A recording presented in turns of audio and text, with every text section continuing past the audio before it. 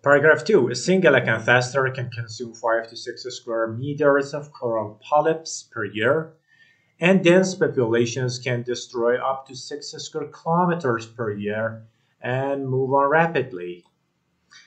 This is a compound sentence made up of two independent clauses connected with the keyword with the coordinating conjunction of and.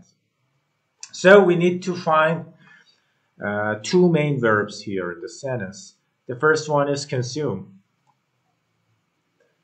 Can here is a modal verb. Again, destroy is another main verb, and can is a modal verb. Per year, per means each. It is a Latin word, per year. Per means each, and dense populations can destroy up to 6 square kilometers is an adverbial phrase to modify the main verb of destroy, and up to 6 square kilometers means utmost 6 square kilometers. Move on. Move on is a phrasal verb, means continue.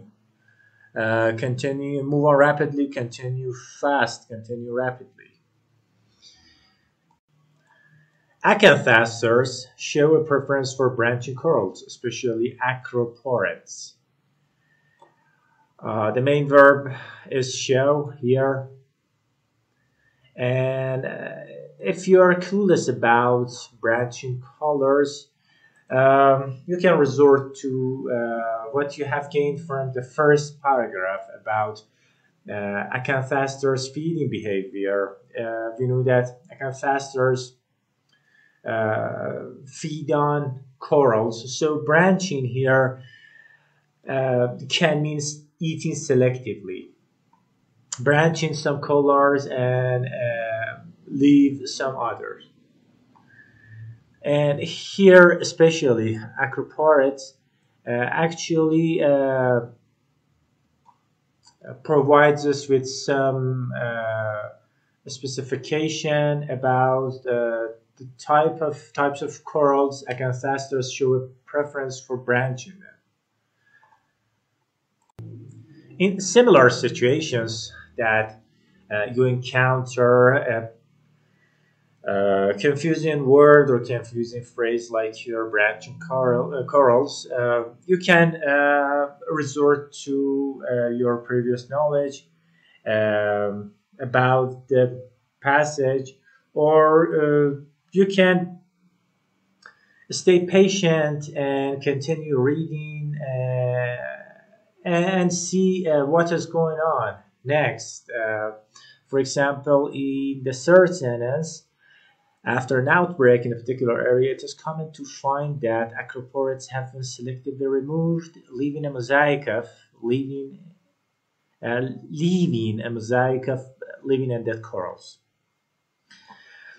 We see that our guess about the meaning of branching corals is justified, and we encountered the phrase selectively removed, and that means that acanthasters eat some corals and leave other corals. They actually practice selective eating. About the sentence, after an outbreak in a particular area is a subordinating clause or dependent clause, which begins with the subordinating conjunction of after, which is a time-related subordinating conjunction. And what comes after this clause? It is common to find that acroporids have been selectively removed. Leaving a mosaic of living and dead corals is an independent clause. Okay. Mosaic here, mosaic actually means a kind of design made up of made with small stones or tiles. Definitely You have seen it in your life. This is a kind of design, and it has been used metaphorically here, and means a combination of living and dead corals. This sentence has two grammatical points, and the first one is the pronoun it here. It here is an impersonal pronoun. It doesn't refer to anything or any person. It is the same it that we use when we say it is raining. Let me explain it further. When we say it is raining, there is no subject that causes rain. We don't mean this. We don't mean this that there is something that causes rain. No, it here actually fills the subject slot because the sentence cannot be without a subject. It actually fills the place of a subject and helps the fluency and eloquence of the sentence. Yeah. The same happens when we refer to time. It is currently 3 p.m. It here does not mean that there is something that causes time to be at 3 p.m. No. It is a placeholder. It actually fills the subject slot. The sentence cannot be without the subject. So we use it here, and this it is an impersonal pronoun. It doesn't refer to anything. In our sentence, we have this independent clause. It is common to find that acroparrots have been selectively removed. It, like the other two sentences here, does not refer to anything. This is an impersonal pronoun, and it fills the subject of the slot. It is a placeholder. The second grammatical point in this sentence worthy of discussion and further explanation is this clause, leaving a mosaic of living and dead colors. We can explore this clause from two different viewpoints. The first one is merging, and the second one is reduction. Firstly, merging. We have a property in grammar which enables us to merge two sentences or two independent clauses. Then the subject in the two sentences or in the two independent clauses are the same. For example, this example, he left the house, full stop. He saw that he was not welcome. He left the house, semicolon, he saw that he was not welcome. He left the house, comma, and he saw that he was not welcome. So we can merge these two sentences, these two independent clauses in this way that we remove one of the subjects, for example, he in the sentence, and we change the main verb and turn it to gerund. And then we remove the full stop from here, the period, and replace it with comma. He left the house, seeing that he was not welcome. We merged these two sentences into just one sentence. We can do the same for the following two sentences. He left the house, and we will have he left the house, comma, saying that he was not welcome. Okay. However, in this sentence, it's actually a bit cloudy, a bit confusing, because when we look at the sentence, we see that the subject of leaving does not exist in this sentence. It cannot be the subject of leave. So what can be? we can explore this from an implied agent viewpoint. Actually, there is an implied subject that we can explore this issue from that viewpoint. We know that acanthasters feed on corals. Okay, and in the previous, although in this sentence we didn't refer to acanthasters and they are not present in this sentence as a subject, but from the previous sentence we know them. So we can, the author here may use an implied subject removing, and this implied subject removing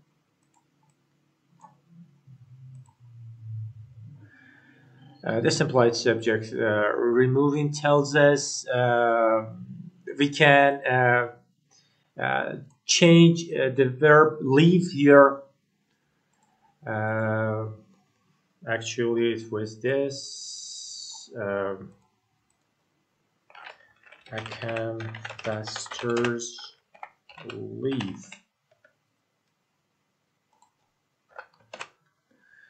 And acanthasters leave. Since we know that acanthasters are the subject for causing these situations from previous sentences, the preceding sentences, so the author artfully has removed acanthasters from the sentence and changed leave here into leaving, with the same principle of emerging that I told you. Also, we can explore this issue from a reduction standpoint. That clause may have been this, which leaves a mosaic of living and dead corals. And leave here is a token of consequence, and other synonyms to replace leave with can be results in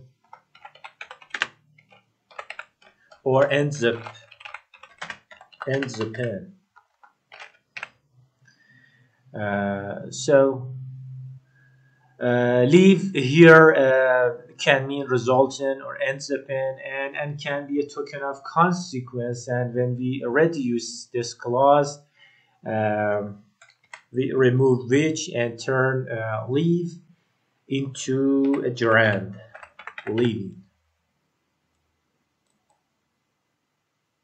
Okay. All right, the last sentence of this paragraph. In places where acroporids previously dominated the community, we need a comma immediately after community, because this is where the dependent clause ends and the independent clause begins. Devastation can be almost complete and local areas of reefs have collapsed. This sentence is compound complex. It has a dependent clause as a part and two independent clauses. One is devastation can be almost complete, and local areas of reefs have collapsed. The meaning of this sentence is that wherever acroporids dominated, they have been devastated completely by acanthasters. Now we answer the third question. What can be inferred from paragraph 2 about a coral reef that has a small number of acroporids? This is an inference question, and in inference questions we infer information from one sentence or a couple of sentences. Okay. In this question, we must explore the relationship between a coral reef having a small number of acroporids and the eating behavior of anthasters. We know that from the passage that anthasters show a preference for branching corals, especially acroporids. So this means that they acanthasters prefer acroporids over other corals, other types of corals. Okay. And the next sentence, after an outbreak in a particular area, it is common to find that acroporids have been selectively removed, leaving a mosaic of living and dead corals. This means that upon an attack by acanthasters, acroporids are first that can be devastated, that can be eaten selectively, and then we see a combination of living and dead corals. So they first attack acroporids, they first eat acroporids. And in the last sentence we have, in places where acroporids previously dominated the community, devastation can be almost complete, and local areas of reefs have collapsed. This sentence states that if we have an area in which acroporids dominate, and that area is the subject of attack by acanthasters, that area, all the acroporids will be devastated completely, and that area is collapsed. So we should check the options. The first option, it will collapse completely after acanthaster consumes the acroporids. It here refers to a coral reef that has a small number of acroporids. This coral reef has a small number of acroporids, so according to the passage, it is less likely that to be completely devastated because acanthasters first eat acroporids. But this coral reef has a small number of acroporids, so it doesn't mean that the coral reef will be collapsed. This option is rejected. The second option, it will lose the acroporids before the other corals when acanthaster attack it. This option is likely according to what we inferred from the passage. So we keep this as our probable answer, and we go to check the other two options. The third option, it will have a mixture of living and dead acroporids after an acanthaster attack. No, acanthasters don't leave a mixture of living and dead acroporids. They actually eat completely acroporids. This is not true. This option is rejected. And the last option is it will have a dense population of acanthaster for several years. No, since acanthasters prefer mostly acroporids, they will go for places acroporids dominate. So they will not stay in this coral reef with having a small number of acroporids. So our answer is the second option that we previously mentioned as our probable answer.